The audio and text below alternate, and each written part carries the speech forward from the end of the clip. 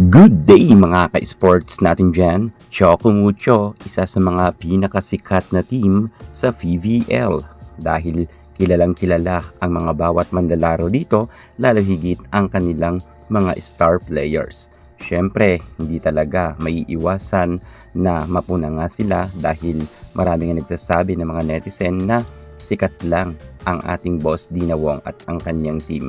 At ayon naman sa kasaysayan sa PVL, ang team ng Choco Mucho ang kanilang pinakamataas na nasungkit ng medalya ay silver medal. Hindi pa nga sila nagkakaroon ng gintong medalya kahit sabihin natin na bumalik na ang kanilang mga star players kagaya ni Madi Madayag at nariyan pa si Ea Laure at Sisi Rondina.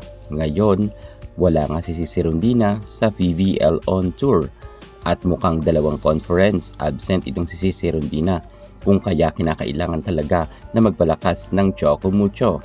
Choco Mucho, mukhang papalag naman sila dahil nakuha nga nila ang isa sa mga pinakamagaling na libero. Iaabangan natin ang mga magagandang set ni Boss Dina Wong sa kanyang middle blocker, middle attacker at sa kanyang mga spikers. Ang tanong, kaya na ba magkaroon ng podium finish muli ng Choco Mucho? Alamin ang buong detalye. Pero bago ang lahat, subscribe ka muna, click ang ating notification bell para lagi kang updated sa lahat ng issue sa volleyball. Susunod na.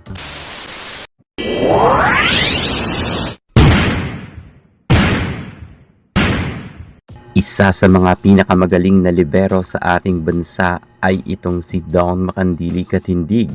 Mukhang siya na talaga ang magpapapanalo sa Choco Mucho dahil sa kanyang tindi, sa kanyang floor defense. Mukhang maganda ang magiging set ng ating boss Dina Wong at kahit sino pa ang maging setter, basta maganda ang first ball, magkakaroon nga sila ng magandang set at connection sa kanilang mga spikers, lalo na sa kanilang mga quick attack sa middle blocker nila na minsan ay hindi masyado nabibigyan ng pansin. Pero ngayon, narito na ang magpapalakas na dagdag puwersa sa Choco Mucho. Kilala itong si Makandili Katindig na isa sa mga pinakakilalang volleyball players dahil galing nga siya sa De La Salle at marami na siyang napatunayan. Panahon niya pa sa collegiate hanggang sa pro at kahit sa international ay nakilala ang kanyang angking kagalingan bilang libero. Makailan beses na nga rin din siya nakasungkit ng Best Libero Award sa international, kung kaya sa kanyang pagpasok sa Choco Mucho ay malaki talaga ang kanyang maiaambag sa team nila Boss Dina Wong. At sa tingin ko naman magkakaroon agad ng chemistry itong si Makandili, lalot ang mga ibang players ng Choco Mucho ay nakasama na noon pa ng ating Dawn Makandili Katindig. Sa tingin ko naman ay mas gaganda na ang mga set talaga ni Boss Dina Wong.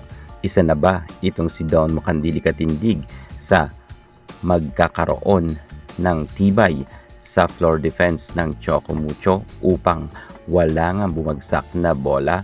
At syempre kapag maganda ang first ball, maganda rin ang set ni Boss Dina Wong at sana nga makasungkit na rin ang ating nag-iisang Boss Dina Wong ng Best Setter Award sapagkat matagal na nga rin siya naglalaro sa Choco Mucho, ngunit mailap talaga ang Best Setter para kay Dina Wong. Pero dahil magaling ang kanilang libero na nakuha, I'm sure na baka ito na ang time para si Boss Dina Wong naman ang mag-shine sa loob ng court. Ngunit sabi nga ng mga fans ni Boss D, hindi naman yung kailangan na ni Dina Wong dahil sobrang sikat na nga itong si Dina. Gayunpaman, aasahan talaga natin na madadala ng ating Dawn Makandili Katindig ang team ng Choco Mucho at malaki ang kanyang magiging parte sa tagumpay ng Titans. Ito na ba ang kauna-unahan pagkakataon na magkakaroon muli at makakabalik sa Final Four ang Choco Mucho dahil kay Dawn Makandili Katindig at sa mga bagong players na makukuha ngayon ng Titans? Lalo si Jewel Encarnacion ay nakuha na nga ng Choco Mucho. Kaya abangan natin ang PVL on tour kung mamamayagpag ba ang Titans dahil kay Makandili Katindig. Thank you so much. God bless.